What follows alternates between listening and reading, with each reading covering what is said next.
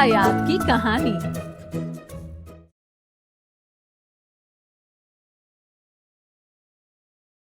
इस वीडियो में यातायात के साधनों का महत्व, यातायात के विभिन्न साधन, प्राचीनतम तथा अत्याधुनिक परिवहन के साधन,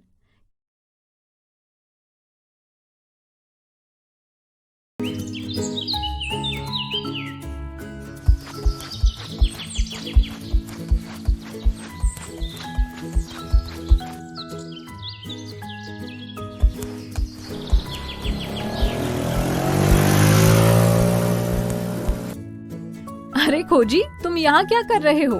इस समय तो तुम्हें स्कूल में होना चाहिए था। दीदी, मैं तो समय पर ही घर से स्कूल के लिए निकला था, लेकिन रास्ते में मेरी साइकिल की चेन टूट गई। उसे छोड़ने मुझे वापस घर जाना पड़ा और फिर देर हो गई। ओह, तो ये बात है। चिंता मत करो, तुम समय से स्कूल पहुँच जाओगे। ये लो, हेलमेट पहनो और मेरे साथ स्कूटी पर बैठ जाओ। ठीक है संपर्क दीदी।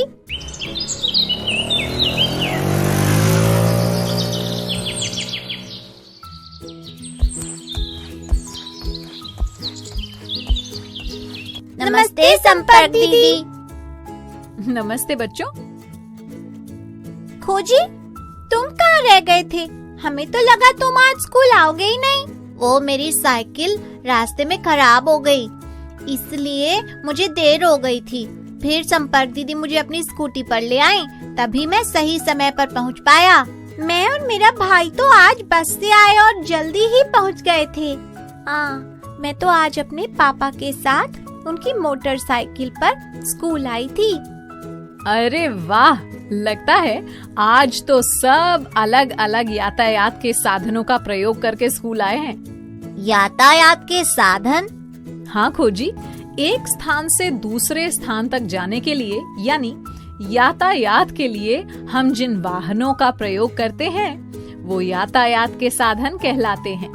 इन्हें परिवहन के साधन भी कहा जाता है। अंग्रेजी में इन्हें मीन्स ऑफ ट्रांसपोर्ट कहते हैं। ओह, इसका मतलब मेरी साइकिल, आपकी स्कूटी, बस और मोटरसाइकिल ये सभी यातायात के साधन हैं, है ना दीदी? बिल्कुल सही समझे खोजी। इनके अलावा कार, हवाई जहाज, रेलगाड़ी, समुद्री जहाज आदि भी यातायात के साधन हैं। दीदी, मेरे दादाजी एक दिन बता रहे थे कि बचपन में वे अपने दोस्तों के साथ बैलगाड़ी में बैठकर स्कूल जाते थे। तो बैलगाड़ी भी यातायात का साधन हुआ या नहीं? हाँ सवाली, वो भी यातायात का एक साधन था। बैलगाड़ी आजकल के वाहनों की तरह तेज तो नहीं चलती थी, लेकिन फिर भी लंबी दूरी की यात्रा के लिए लोग उसका ही प्रयोग करते थे। ओह, तब तो उस समय के लोगों को किसी स्थान पर पहुंचने में बहुत समय लगता होगा, है ना संपर्क दीदी? हाँ खोजी, समय तो बहुत लगता था और उनमें लोग सीमित संख्या में ही बैठ पाते थे। अब तो रेलगाड़ी और बड़े बड़े जहाजों में सैकड़ों लोग एक साथ बैठकर यात्रा कर सकते हैं। दीदी, दादाजी तो ये भी कह रहे थे कि उस समय लोग पैदल चलकर भी एक जगह से दूसरी जगह जाते थे। बच्चों, प्राचीन काल में लोगों के पास आज के आधुनिक समय की तरह परिवहन के साधन नहीं थे, इसलिए वो पैदल चलते थे। सच्ची दीदी? हाँ खोजी, वो लोग अपना सामान भी अपनी पीठ पर या घोड़ा, खच्चर, गधा आदि पशुओं की पीठ पर लाद कर ले जाते थे। वो सब कैसे सामान उठाकर चलते होंगे? मुझे तो अपना स्कूल का बैग भी बहुत भारी लगता है। उस समय उनके पास और कोई विकल्प नहीं था सवाली। आज के समय में तो कितने विकल्प हैं। जमीन पर गाड़ियां, पानी में समुद्री जहाज और हवा में हवाई जहाज। व्यक्ति अपनी सुविधा अनुसार किसी भी साधन से यात्रा कर सकता है। प्राचीन काल में तो समुद्री जहाज या नावें भी नहीं होती होंगी दीदी, तो फिर लोग पानी में कैसे यात्रा करते होंगे? कोई नदी आदि कैसे पार करते होंगे? अरे वाह खोजी, बड़ी रोचक बात पूछी तुमने। अब इसी के बारे में बताती हूँ। बच्चों, प्राचीन काल में लोग लकड़ी के बड़े बड़े लट्ठों से एक खोखली गुहिका बनाते थे और फिर नाव की तरह जल मार्गों से यात्रा करने के लिए उसका प्रयोग करते थे।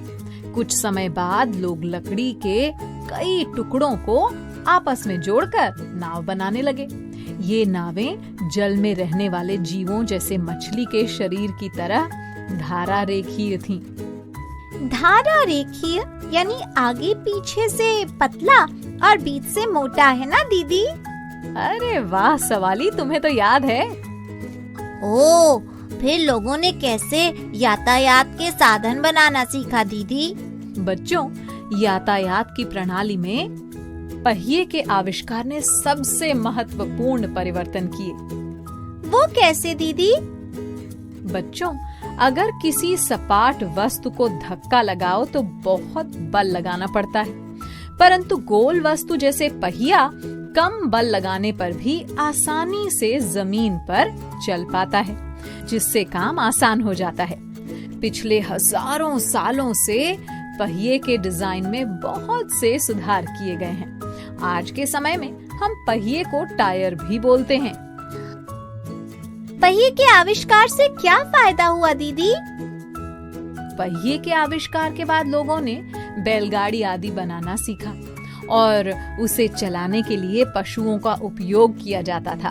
19वीं शताब्दी के प्रारंभ तक लोग यात्रा करने के लिए पशु शक्ति पर ही निर्भर थे। उसके बाद वाष्प यानी भाप इंजन का आविष्कार हुआ और परिवहन के लिए शक्ति का नया स्रोत मिला। भाप इंजन, उसे बैलगाड़ी में लगाया जाता था क्या दीदी? अरे नहीं खोजी, यात्रियों के लिए वाष्प इंजन से चलने वाली रेलगाड़ियां और सामान ढोने के लिए मालगाड़ियां बनाई गई थीं। फिर इन गाड़ियों के चलने के लिए रेल की पटरियों का भी निर्माण किया गया। अब समझे ना? हाँ दीदी, हाँ दीदी, हाँ दीदी। पता है बच्चों, उसके बाद धीरे धीरे आधुनिक वाहनों का निर्माण होने लगा।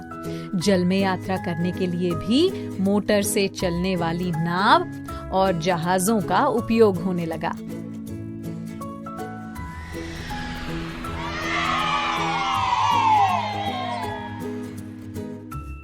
हवाई जहाज कब बना था दीदी? खोजी, 19वीं शताब्दी के प्रारंभ के वर्षों में ही वायुयान यानी हवाई जहाज का विकास हुआ, लेकिन उस समय इनमें केवल 1 या 2 व्यक्तियों के बैठ पाने की क्षमता होती थी। है? सच में ऐसा ही था क्या दीदी? हाँ सवाली, फिर समय बीता और धीरे धीरे सुधार करके इन्हें अधिक यात्री और सामान ले जाने के योग्य बनाया गया। आज के आधुनिक समय में तो नई नई क्षमताओं वाले बहुत से साधन उपलब्ध हैं।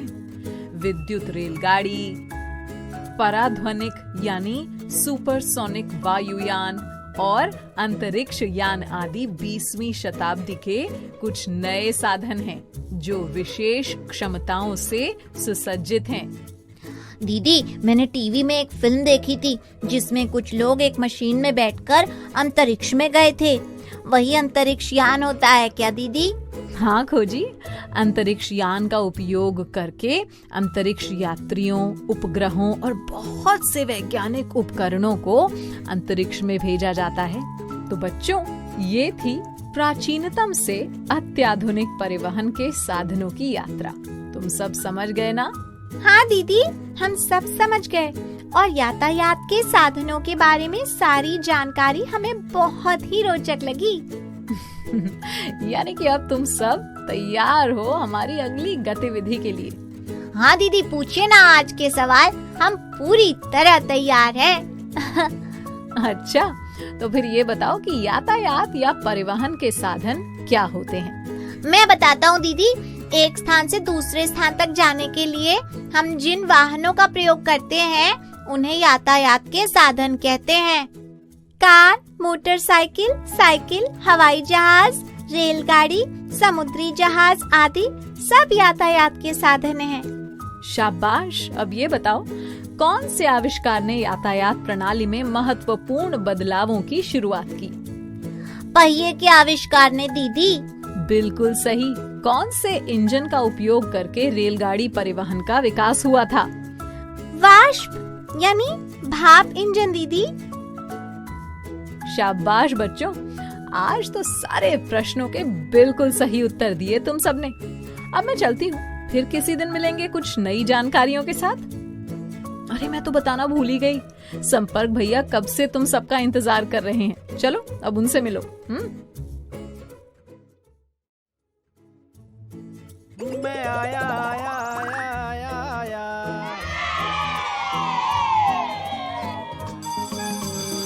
ओके बच्चों, बाय बाय बाय। बच्चों अब मैं जाती हूँ, कल फिर मिलने आती हूँ। इंग्लिश में अब होंगी बातें, मैथ सीखेंगे हंसते गाते। पहेली किस्से और कहानी सुनना अब तुम मेरी जुबानी। बात पड़ी है सीधी सीधी, मैं हूँ आपकी संपर्क दीदी। संपर्क फाउंडेशन।